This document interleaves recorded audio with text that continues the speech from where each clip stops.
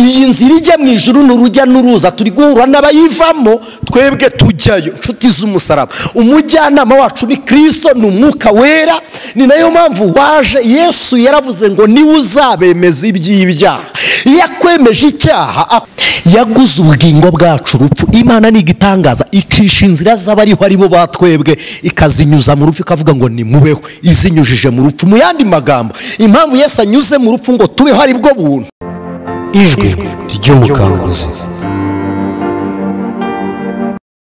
Turabasuhuje inshuti z'umusaraba, mugira amahoro ya Kristo Yesu. Ni mwene so Anicet niyo mugabo nk'uko mubimenyereye aho muri hose mu bihugu bitandukanye, mu migabane itandukanye. Amahoro n'ihumure bibonerwa muri Kristo Yesu bibe muri mwebwe none n'iteka ryose, amen. Reka dusome Bibiliya hanyuma dusenge, dutegura imitima yacu, tuganire ijambo ry'Imana. Turasoma mu Byakozwe n'Intumwa igice cyaho ni icya kabiri. Turasoma duhereye ku murongo waho wa mbere dusoze n'umurongo wa 4. Haravuze ngo umunsi wa Pentekote usohoye, bose bari bari hamwe mu mwanya umwe bahuje umutima, nuko umuriri ubatungura uvuye mu ijuru umeze nk'umuyaga uhuha cyane, ukwira inzu bari bicayemo. Haboneka indimi zigabanije zisa n'umuriro, ururimi rujya ku muntu wese uwo muri bo. Murongo waho wa 4 haravuze ngo bose buzuzwa umwuka wera, batangira kuvuga indimi, batangira kuvuga izindi ndimi nk'uko umwuka yabahaye kuzivuga. Mwakire neza iri jambo ry'Imana. Ndagira ngo tuganire ku bintu bibiri. Turi mu minsi ya Pentekote, ariko ndagira ngo tuganire ku ijambo rivuga ngo umwuka wera uduhesha ubuntu. Mwagiye mudusaba kuvuga ku buntu bw'Imana n'inyigisho abantu benshi bavuga ngo ni inyigisho z'ubuntu. Yego nibyo, reka tuganire ku ijambo rivuga ngo umwuka wera uduhesha ubuntu cyangwa agakiza kubw'ubuntu. Umurongo wa 16 mu gice cya mbere cy'ubutumwa bwiza bwanditswe na Yohana haravuze ngo kandi ibimwuzuye akaba ari byo twahaweho twese, ni ubuntu bukurikira ubundi. Kuko amategeko yatanzwe na Mose, ariko ubuntu n'ukuri byo byazanwe na Yesu Kristo. Mwakire neza iri jambo ry'Imana. Turi mu minsi twizihiza Pentekote. Pentekote wari umunsi w'Abayuda. Ubwo tumaze kubyarwa n'ubutumwa bwiza, hari ibintu twagiye duhuza nabo ariko duhuriye kuri Kristo, ntitubihuze ku bw'umugenzo cyangwa celebration zabo nk'uko babikoraga baziririza, ahubwo tugahuriza kuri Kristo Yesu mu mwanya wo kuganira cyangwa gusangira nabo kwizera dushingiye kuri Kristo. Dusomye igitabo cy'Ibyakozwe n'Intumwa. Bantu dukunze kubana ku Mukanguzi TV tumenyeranye kubwiriza, kwigisha, guhanura n'amateka y'ijambo ry'Imana tukabikomatanya kandi bikatuzanira ibyiza muri Kristo Yesu. Hanyuma iki gitabo cy'Ibyakozwe n'Intumwa cyanditswe n'umuganga witwa Luka yari umuganga mu buzima busanzwe, yari dogiteri. Ubwene gihugu yari umugiriki, mu yandi magambo yari umunyamahanga kubwo kwizera, kubw'isezerano, kubwa kavukire yari umunyamahanga. Kuko iyo Bibiliya igiye kwirefera ku munyamahanga mu isezerano rya kera yavugaga umugiriki. Mu yandi magambo abagiriki bari baciwe nk'uko natwe twari tumeze. Luka yabwirijwe na Pawulo iby'urupfu n'umuzuko wa Kristo. Luka arangije yakira imbaraga z'Imana, yakira guhembuka. Amaze kwakira guhembuka aba umubwiriza w'ubwo butumwa bwiza. Ari mu bantu bakiriye Kristo mwami n'umukiza. Nakunze ko akimara kwakira Kristo yaravuze ngo ubwo menye ibi by'agaciro nta bindi bikimpugije, ngiye kuvuga Kristo. Imana ishimwe. Rero kimwe mu bintu byamutangaje, Pawulo yigisha ku buntu bwa Kristo. Ubuntu turavuga ngo ni grace. Grace bituruka kuki? Ubu buntu ndagira ngo mbabwire ko ubuntu bw'Imana ntabwo ari ubusa. Ubuntu si ubusa. ubuntu ntibuboneka hatabayeho igitambo. Igitambo nticyemerwa kitari igitambo kiva amaraso. Hari abantu benshi bazi ngo Kayini atanga amaturo, ngo Imana yarayanze ngo kuko zari injonjoni, ngo ari utuntu dutoya. Impamvu ayo maturo ya Kayini atakiriwe nuko Imana yashakaga igitambo. Kayini atanga amaturo atava amaraso. Abeli atanga igitambo kiva amaraso kigera imbere y'Uwiteka gishimwa n'Imana. Rero Luka amaze kumva Pawulo avuga ngo wari uriho, uwari Imana akigira umuntu, uwasize ubwiza n'icyubahiro, akambara akamero k'umugaragu ndetse w'imbata, agasiga ubwiza akambara umubiri, agasiga icyubahiro akambika ubusa, agasiga intebe y'ubwami akaza gukubitwa. Natangariye Kristo, intebe ye mu isi yayicayeho rimwe ayicaraho mu buryo bwo gusobanura ngo iyi ni iyanjye nta wundi nyirayo. Kuko nimukurikirana atangira kugera ageze i Yerusalemu ku myaka wa 12 yicaye mu ntebe ya Mesiya, ntihagira abakumirizi cyangwa abatambyi bamubwira ngo iyo ntebe ntiwemerewe kuyicaramo. Kandi ikintu gitangaje, nta wundi muntu wari warigeze akina nayo, ariko we yarayirebye aravuga ngo intebe yanjye niyi, yicaramo abwiriza ubutumwa bwiza. Bw'icyatangaje abantu ngo ni iby'ubwenge bumvanye uwo mwana, kandi nta muntu n'umwe ngo wari uzi ko azavuga iby'ubwenge. Ariko Korani surati RY'IMANA yarabivuze, iravuga ngo no mu buto bwe azaganira nk'umuntu mukuru, ngo kuko atakuwa mwenye yishima katika duniani na mbinguni, azaba nyiri cyubahiro mu isi no mu ijuru. Imana ishimwe. Rero Luka yumvishije ubwo buhamya bwa Kristo, aravuga ngo uwo watsinze urupfu mu bijyanye n'ubumenyamuntu bitabaho, uwo watsinze umubiri na kuzimu, akazuka akazamuka akaba ari mu ijuru, ndamwakira none nzabane nawe. Arasenga, yemezwa n'Imana gukurikira Yesu, akajya agendana na Pawulo. Rero amaze kumenya ubutumwa bwiza, yaranditse abwira Tofili, amubwira iby'ubutumwa, amwandikira imirimo yakozwe n'Umwuka Wera ayikoresheje intumwa za Kristo. Kuko iki gitabo cy'ibyakozwe n'intumwa ni igitabo cy'Umwuka Wera, ni igitabo cy'ibihamya by'imirimo yabaye ku bizera Imana. Mu yandi magambo, natwe twizeye Pentekote yacu si umunsi, ntabwo ari itariki bapresiza bitewe na Pasika igihe yabereye, ahubwo Pentekote ni impinduka twakira zituruka mu guhindurwa no kwakira Kristo. Kimwe mu bintu bya mbere mwagiye mubyumva biri audio, uyu mwanya bije visuel. Imana ishimwe. Kimwe mu bintu Umwuka Wera dukorera, bwa mbere aratubyara tukaba abana b'Umwuka.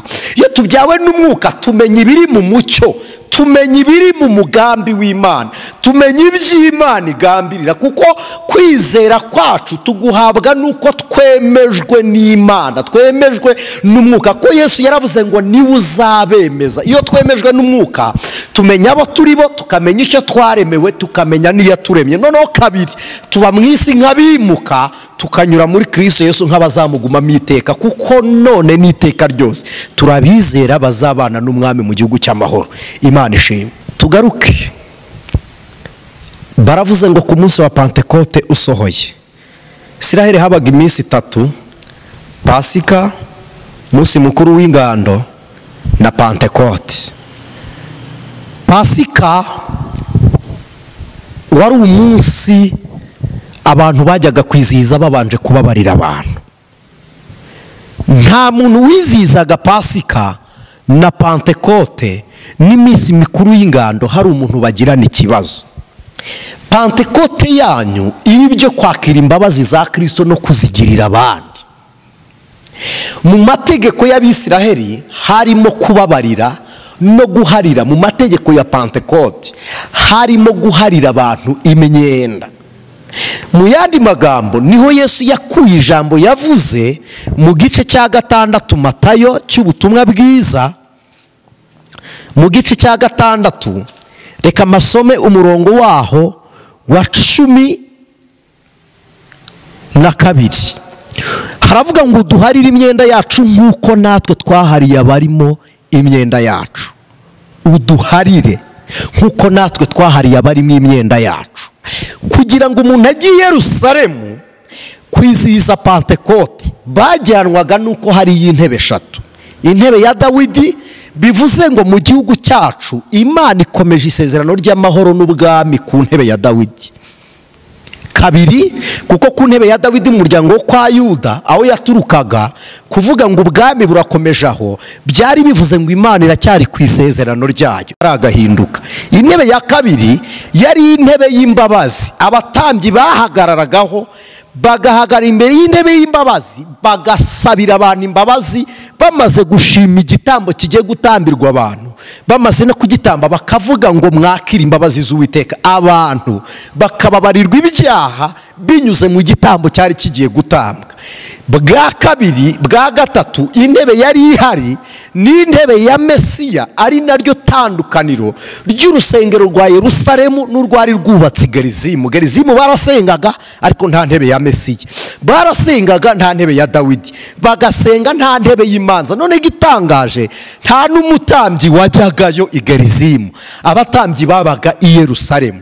None Pantekote yacu ya none, Yesu niwe gitambo, Yesu niwe mutambyi, Yesu ni nawe uhanwa nk'umunyabyaha, Yesu ni nawe witamba, ni nawe ukingura hera hahera. Itandukaniro ry'ubutambyi bwa Kristo n'ubutambyi bw'umuntu bwaberaga i Yerusalemu, Yesu yaritanze, ariko abatambyi ba Yerusalemu batambaga ihene, batambaga inuma, batangaga intama, batambaga ibindi bitari bo, badafite ubuzima bwabo. Ariko Yesu yatwambuye ibitambo bidahesha ubugingo buhoraho, yitamba nk'ubugingo kugira ngo umuntu wakire urupfu rwe. Toni mariwa ezoni edrayi pehosa ni mande, kugira ngo nimwakire urupfu rwa Kristo mubaneho nawe. Aravuga ngo ntanze ubuzima, abapfuye nimubeho, abari basinziriye mukanguke, abagendaga mupfuye uruhagaze namwe nimuhabwe intumbero y'urugendo rw'agakiza. Ariko Mana, Imana ishimwe, umutambyi wajyaga ahera yagendaga aboshye kuko nawe yabaga atiyizeye. Umutambyi watambaga intama bayisuzumaga inshuro eshatu kuva ku mushumba. Umutambyi wajyaga ahera yagendaga aboshye ukuguru, bivuze ko aho agiye nawe ntiyizeye ko yavaho, yizeye ko yakurwayo yaguyeyo. Ariko Kristo waje kwitamba yarebye no mu rupfu, aravuga ngo mfite imbaraga zo kuhasohoka. Imana imutanga ntiyavuze ngo nupfura hera mu rupfu. Imana ishimwe, yari yizeye imbaraga zo kuzura umwana wayo, kandi Imana yari yizeye kumusubiza ubwiza. Nibutse Aburahamu ajya gutamba Isaka, Bibiliya ivuga iki? Mu Baheburayo babyandika baravuze ngo yari yizeye ko azamugarurirwa nk'uzutse. Ariko Mana, ndamutanga Isaka, ndamutanga, Imana muhaye imwice nisoza kumwica imuzure, nimuzura imungarurira ari muzima. Mu yandi magambo, ubwoba abatambyi bagiraga bagiye ahera ntabwo Yesu yari afite aje mu isi, azanwe no kugira ngo atwitangire tubone ubugingo, ari bwo buzima bwo kwizera. Ubu buzima bwo kwizera tubuhabwa kubw'ubuntu bwa Kristo. Ubu buntu rero buturuka mu gitambo cyabonetse, ari we Kristo Yesu. Iki gitambo kije gisimbura ibindi bitambo, kirasimbura inuma, kirasimbura ihene, amapfizi, ibimasa, intungura n'intama, kigasimbura iby'ingezi y'amafu n'ibindi tutari buze gutindaho, tutanatondora, hari n'ibyo tutazi ntibuka. Ariko Kristo aje, ijambo ryaravuze ngo ibitambo n'amaturo ntiwabishimye. Ibyo bitashimwe ni ibyajyanwaga kugira ngo abantu bezwe n'imirimo yabo, ariko ngo wishimiye gutanga umubiri wa Kristo, ngo kugira ngo wicishe bwa bwanzi. Kuko Bibiliya ivuga iki? Iravuga ngo urwandiko rw'imihango yaturegaga Kristo yarucishije kumanika umubiri we ku musaraba, kugira ngo ababoshywe, abari kujya ku musaraba baveyo. Ndagira ngo mbibutse iki? Yesu ajya kubambwa si we wari bugeyo, hari bugeyo Baraba, icyaha cyari cyahamye, ariko Yesu nta cyaha cyamuhamye.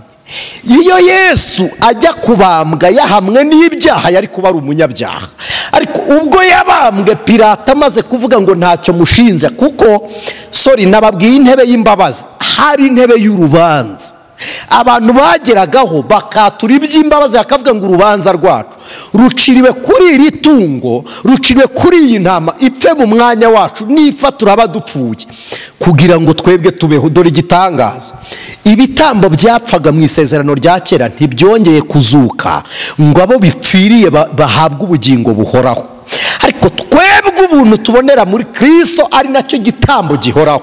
Apfuye ntiyaheze mu rupfu, apfuye ntiyaheze mu mva, yarazutse, bivuze ngo mpfiriye mwebwe, ndanabazukiye ntimuzongera gupfa ukundi. Nyamara isezerano rya kera uwatambaga igitambo yabaga akeneye ikindi, ugitambye akaba akeneye ikindi, ariko twebwe atwitangiye arazuka, aravuga ngo ni njye gitambo kizima kuko ndi umutambyi muzima.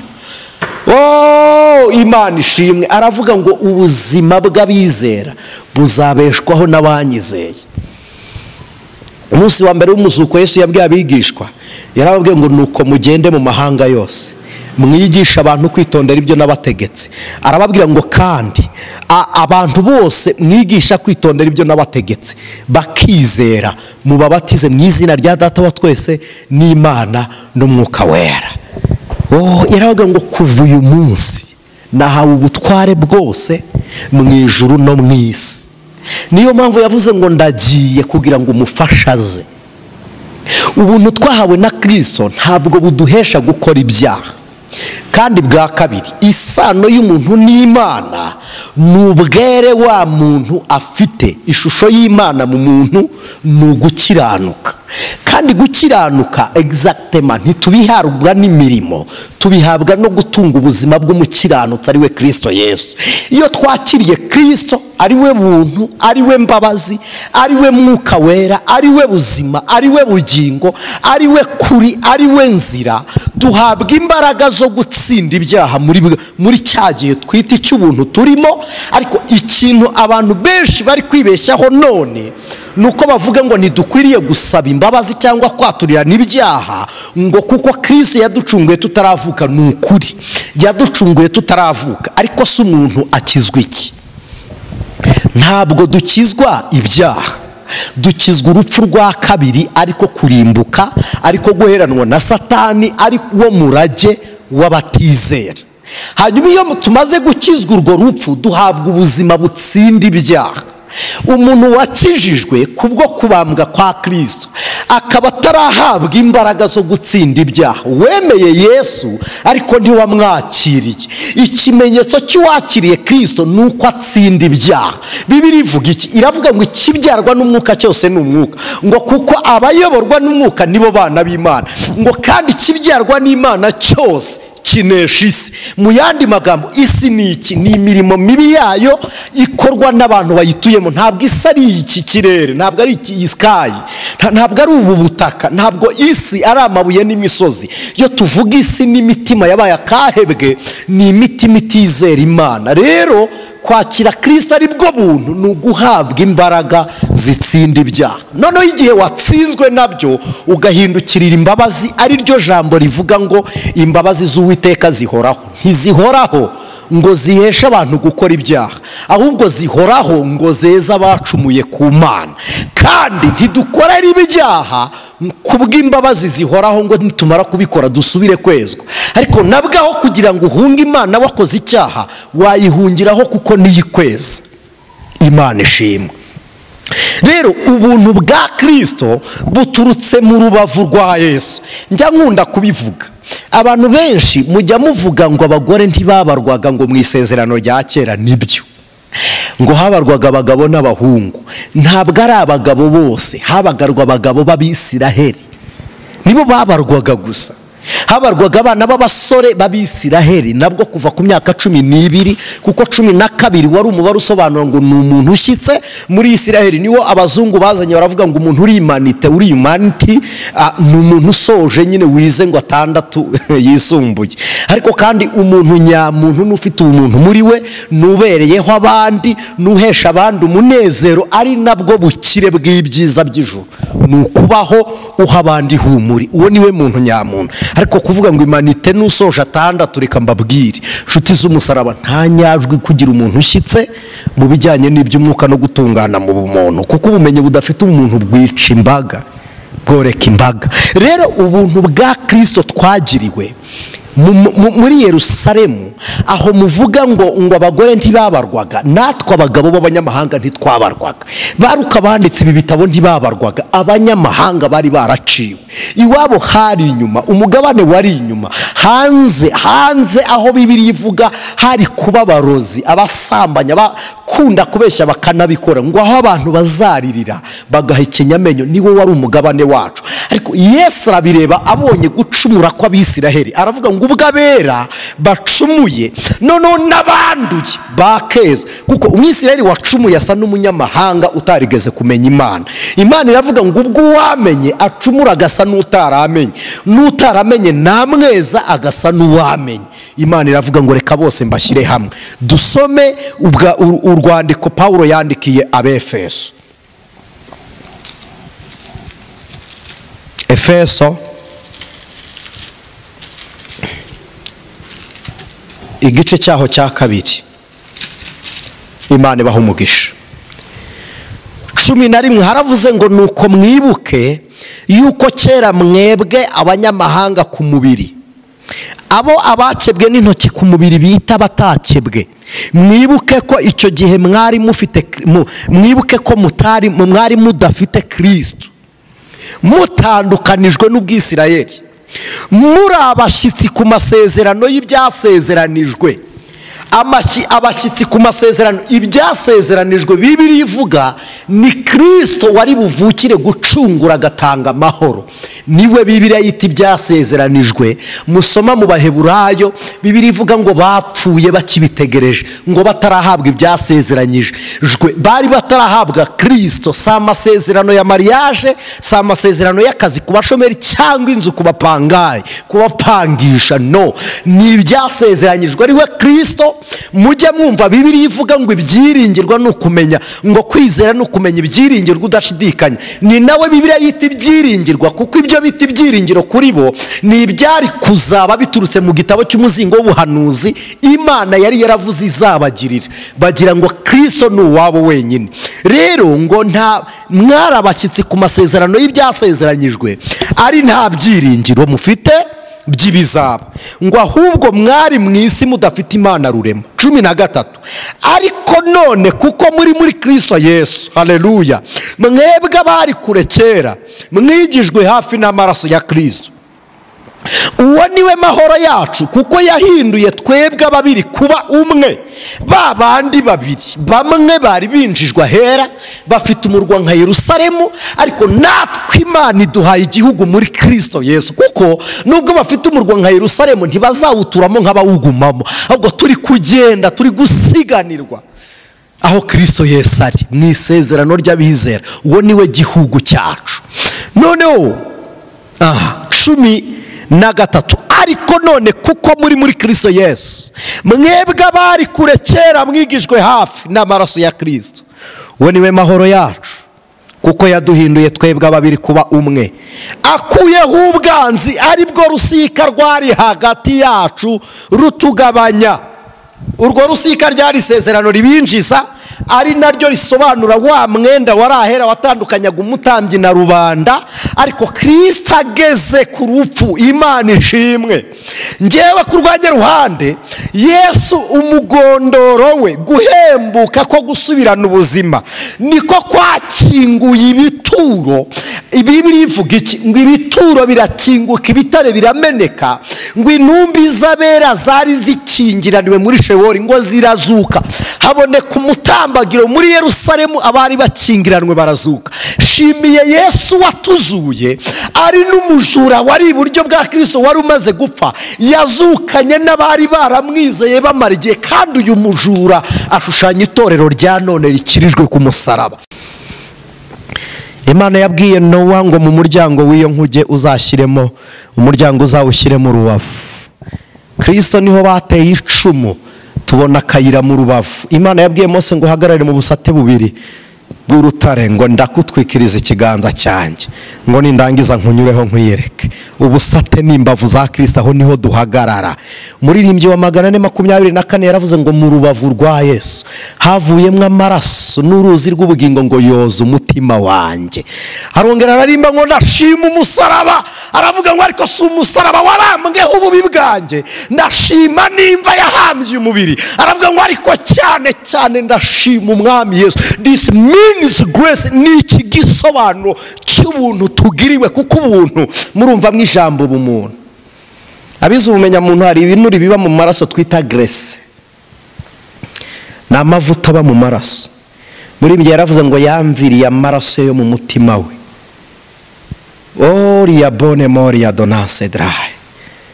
Yesu yaremeye arababara agura umunezero wacu, yaguze ubugingo bwacu urupfu. Imana ni igitangaza, icisha inzira z'abariho aribo batwebwe ikazinyuza mu rupfu, ikavuga ngo ni mubeho, izinyujije mu rupfu. Mu yandi magambo, impamvu Yesu anyuze mu rupfu ngo tubeho ari bwo buntu, anyuze mu rupfu kugira ngo abizera Kristo basuzugura urupfu barutinyuke. Kubera ko umuririmbyi yavuze iki? Yaravuze ngo twajyaga dutinya urupfu, Yesu arugira irembo.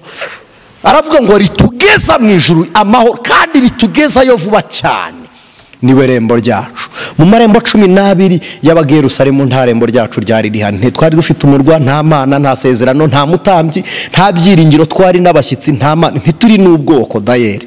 Ariko ngo namwe mwigijwe hafi. Umurongo wa 15 havuze ngo iki? Haravuze ngo amaze gukuzaho amategeko y'iby'imihango umubiri we, kugira ngo babiri abarememo umuntu umwe mushya muri we, ngo azane amahoro atyo, kandi ngo bombi abagire umubiri umwe, abungishe n'Imana umusaraba awicishije bw'abanzi bw'abwanzi. Yaraje ababwira ubutumwa bwiza bw'amahoro, mwebwe abari kure, kandi abari bugufi nabo ababwira iby'amahoro.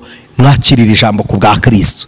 Mwihangane nexting gatoya turebe uburyo yabwiye.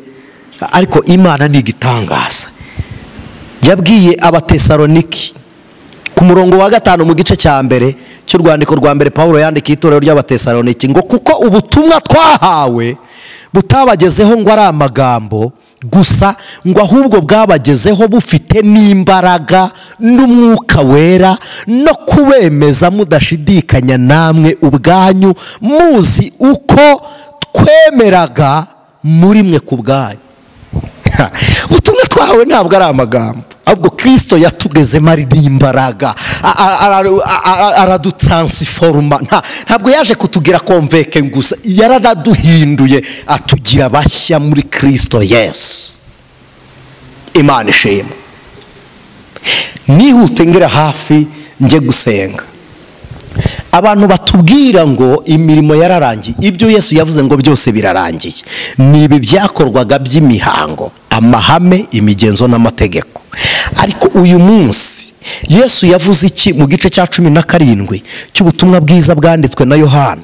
Yabwiye Imana ngo narangije umurimo wampaye gukora. Aravuga ngo ngo usubize icyubahiro nahoranye nkiri mu isi. Imana ishimwe. Ngo asabira abigishwa be n'abandi bose bazamwizera. Yesu amaze kuvuga ibyo yubura amaso, areba mu ijuru ati data, igihe kirasohoye, ubahirisha umwana wawe ngo umwana kubahishe.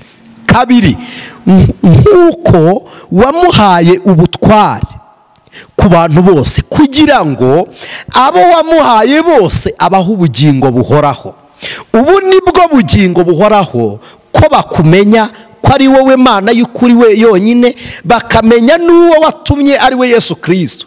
Nakubahishije mu isi, umurongo wa 4, nakubahishije mu isi kuko narangije umurimo wampaye gukora. Nanone data, imbere yawe unyubahirishe cya cyubahiro nahoranye, kandi nahoranye ndi kumwe nawe isi itararemwa. 6 abo wampaye mu isi mbamenyesheje izina ryawe, bari abawe urabampa, none dore bitondeye ijambo ryawe, none bamenye yuko ibyo wampaye byose byaturutse kuri wowe, kuko amagambo wampaye nayabahaye nabo bakayemera, bakamenya by'ukuri ko naturutse kuri wowe, bakizera kandi ko ari wowe wantumye.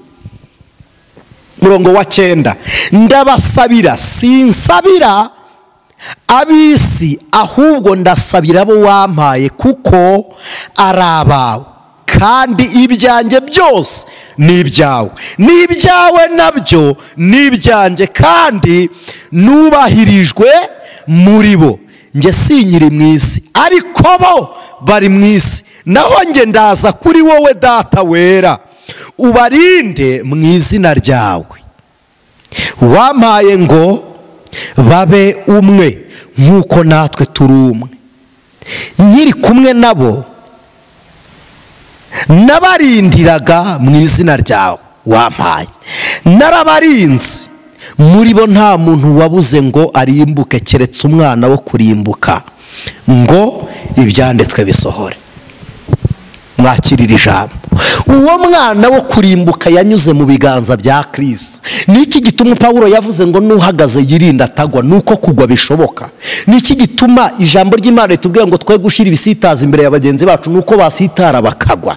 Niki gituma bera b'Imana, mureke mbabwire, Imana yanenze itorero ryo muri Efeso birasobanura ngo nubwiza cyangwa abanyagikundiro. Ntabwo turavuga minzi ya Efeso n'imirimo bakoraga. Imana yarababwiye ngo kuko mwaretse urukundo rwanyu rwa mbere, ngo ndazaho muri nkuri igitereko kitabaza haryo. Niba Imana yakura igitereko kitabaza haryo, aha hantu ryamurikaga hazasigara ari iki? N'umwijima. Ubuturo bwa Satani nihe? Ni mu mwijima. Ubuturo bwa Kristo nihe? Ni mu mucyo. Niba igitereko Imana yagiterura, n'umuntu yatakaza ubugingo akava mu byasezeranyijwe kandi akarimbuka. Hari abantu mugiriye confusion ngo Imana yabyara umwana ngo yarangiza ngo ikamubyara. Ukareka mbabwire, isano y'umwana na nyina siyo sano y'Imana n'umukristo. Isano y'umukiranutsi n'Imana ni ubwere, ni ugukiranuka, ni uguhamya, ni imirimo y'agakiza. Wowe iyo watakaje imirimo uba watakaje n'uwaguhamagaye. Iyo watakaje ishusho yo kwera uba utakaje Imana. Umukiranutsi, umunyabyaha yavuye mu mukiranutsi, kimukibuke. Adamu wacumuye yari Adamu w'umutagatifu. Satani umubi wa none yari umwera uririmbira Imana. Iyi nzira ijya mu ijuru n'urujya n'uruza, turi guhura n'abayivamo, twebwe tujyayo. Nshuti z'umusaraba, umujyanama wacu ni Kristo, ni umwuka wera. Ni nayo mpamvu waje. Yesu yaravuze ngo niwe uzabemeza iby'ibyaha. Iyo akwemeje icyaha akwemeza n'iby'imbaraga zo kugitsinda. Ntabwo umwuka hari nk'umushinjacyaha ngo akubwire iby'ibyaha narangiza bikurekeremo. Ni umuganga umenya indwara akakumenyera n'umuti uyikiza. Niyo mpamvu ari kumwe n'abigisha, arabarebye mu mirimo bakora, mu ntege nkeya bagira, mu bitotsi bya nijoro. Arababwiye ngo n'isaha imwe ntimuyihanganiye, ariko ku munsi w'umwuka wera. Petero wasinziriye ari kumwe na Yesu ku musozi, yarahagaze umunsi umwuka wamanutse, abwira abantu ngo umwe mwishe mukamubamba. Uretse n'icyo, Petero wasinziriye kubw'umunaniro, ajya kubambwa yarababwiye ngo ntimumbambe nk'umwami wanjye, nimuncurike. Apfa arababwiye ngo murabona umubiri umanuka, ariko ubugingo burazamuka. Umwuka wera. Pentekote twe kuyifata nk'umunsi w'idini, twe kuwufata nko kwizihiza yubiri, ahubwo tuyakire nk'impinduka mu bugingo, tuyifate nk'igitsikamutima kizana impinduka muri twe. Ikibazo itorero rifite ari n'akaga gakomeye, nuko inyigisho nzima zigira iminsi yazo. Ikindi gihe tukaba mu bihuha, wajya kubona kuri Noheli ngo turabigisha ivuka rya Kristo, kuri Pasika ngo turabigisha urupfu n'umuzuko, kuri Pentekote ngo umwuka wera. Amagambo y'abizera akwiriye kubamo uko Yesu yavutse, uko yababajwe, uko yabayeho, uko yabambwe, uko yazutse, hakabamo uko umwuka wera waje. Ubundi nitutaganira ibyo tuganira ibihe bindi. Pentekote wari umunsi w'umuganura. Impamvu tuyizihiza nk'umuganura nuko Kristo ari we umuganura niwe wazutse mu ba mbere. Abazutse mbere ya Kristo barongeye barapfa basinziriye mu bituro bategereje umuzuko w'abera, ariko Yesu amaze kuzuka yatsinze urupfu, none n'iteka ryose ntazongera gupfa, ariho kugira ngo arushyire munsi y'ibirenge bye. Rero niwe Pentekote yacu. Pentekote ni pante ya 50, pante ni 50, penta ni 5, panta ni 3. Iyo tuvuga pante ya Pentekote harimo konsre yo guhura kw'abahuje. Abize astronomy na geography harimo ku mayange muri geography, abazi inyenyeri izigaragara dukoresheje za telescope, izigaragara mu tubonesha amaso tuzita corps terrestre. Izo ngizo inyenyeri ziba mu matsinda, singiye kurondogora ibyo. Itsinda y'inyenyeri n'ubundi baryita systeme, ariko inyenyeri ziba ziri nyinshi mu cyerekezo, izihuje icyerekezo bitewe naho zireba bazita galaxy. Iyi galaxy zigendera hamwe. Kugendera hamwe aho niho hava konsre, niho hava n'ijambo concert cyangwa amanama, guhura. Imana icyo impamvu tuvuga ngo ni Pentekote nuko bahuye, bamaze guhura barahuza, bahuriye kuri Kristo, bamaze guhurira kuri Kristo basangira n'ubuzima bwabo bwo kwizera. Kibabaje dusangira ubuzima bwo mu rusengero, ariko nyuma yo mu rusengero ntimumenya ngo tubayeho dute, ntimumenya ngo umukristo abayeho gute. Turahura n'umuntu kuri mariage, turigisha abana fiançaye, ntituzamenya ngo mu rugo bariho bate bamaze kubana. Twebwe turabonana nabo tubashingira gusa, turabonana n'abana tubabatiza gusa, ariko abandi bari consre, bari bahuye, bari communion. Imana iravuga ngo ubwo muhuye ndabaha umwuka wera. Burya abantu badahuje, aho kugira ngo umwuka wera aze kuzura abantu, aza kubashinja abemeza ibyaha. Niyo mpamvu twagize ibyago by'umwuka uvuga nenga. Buri gihe umwuka avuga nenga ukibaza ko tuba twihannye bituruka kuki. Ntiturahuza, turacyafite abahutu, turacyafite abatutsi, dufite abatwa, turacyafite abaziga, abasinga, abatsobe, abahinda, abatero, dufite abaki amoko ntazi. Ibyo ngibyo ndagira ngo mbabwire iki, bibaye ngombwa ko umuntu asubira aho yavutse, umwana agasubira muri nyina, twazisanga muri Adamu. Eva nawe yakisanga muri Adamu, hakaba umuntu umwe. Nta muzungu, nta mwirabura, ibyo wigira si iturufu. Hari abantu mwibwira ngo murashaka bo muhuje izuru, mukagira umugisha ukabona umukobwa cyangwa umusore muhuje izuru, ariko ugahura n'umwaka ntimuhuze umutima. Imana irashaka ko twihuriza umutima tugahurira kuri Kristo. Amazuru mwarayahuje, ariko imitima iranga divorce zikorwa na bose. Nta gasozi katagira gasharu, ubu umututsi, ubu umuhutu, wambaye umubiri amaraso. Reka mbabwire inshuti z'umusaraba, mureke duhurize kuri Kristo, ibindi tubireke. Mu rubavu rwe harimo ihuriro. Niba utugize umwe, abari birabungishije umusaraba, afashe bwa bwanza aravuga ngo ndapfa babeho. Oh Yesu we aremeye, aramanikwa kugira ngo tumanurwe. Arapfuye ngo tubeho, asinziriye ubuticura ngo tuzuke dukanguke. Berabima ni mube bazima muri Kristo, tugire ubugingo buzima. Ibiganza byanyu bibereyeho gufasha abandi, bifasha abandi. Isoko yawe imara abandi inyota, inka zawe zikamirwa abandi. Ngo umunsi wa Pentekote usohoye, bari hamwe, bari mu mwanya umwe, bahuje umutima, ngo ikiriri cy'umwuka wera kirabatungura. Haleluya! Imana igutungure, mwuka wera kugenderere mu rugo rwa, Imana ikugenderere muri business, Imana ikugenderere mu buzima, Imana ikugenderere. Shuti z'umusaraba, Imana ibatungure, Imana ibaha umugisha. Dushimiye mwe muduha comment, mwe mwakoze subscribe ngo mujye mubona ibiganiro byacu, mujye mukomeza muganire natwe. Kandi uko murushaho kubona wa munsi wegereje, muze duteranire hamwe. Gira umwanya w'ijambo ry'Imana kugira ngo Kristo Yesu atubone. Mwuka wera ze, mwuka wera manuke, Imana ibuzuza umwuka wera. Mbere yo kugira impano mubanze mwuzuzwe. Nimubara kugira impano, namwe ubwanyu mubi impano ku bandi, kuruta uko mukoresha impano z'umwuka muri bo. Imana ibaha umugisha. Data wa twese uri mu ijuru, se umwami wacu Yesu Kristo, waduhaye umwuka ngo atwemeze ibyaha.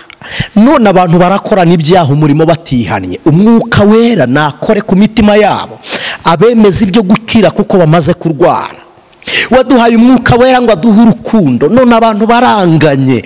Duhe urukundo rwawe, tugirire neza. Icyubahiro cy'Uwiteka kimanuke, cyururuke, kibane natwe. kubw'ubuntu bwawe gitare cy'amahanga. Mwuka wera yaraje ngo aduhe ubuzima, none abantu bapfuye uruhagaze, ongera utuzure, niwe utubeshaho, tumenyera ibyo tutazi, utumenyesha ibyo mu ijuru, uduhe kwizera, imitima yacu ikingure, utumenyesha iby'agakiza. Dusengeye umuntu urwaye ngo akire, dusengeye uwari waraguye ngo umubyutse, dusabiye n'utarabyarwa n'ubutumwa bwiza kugira ngo umuteremo ijambo ryawe akangukire kukumenya ku bwawe none iteka ryose Yesu, amen. Imana ibahe umugisha. Ijwi ry'umukanguzi.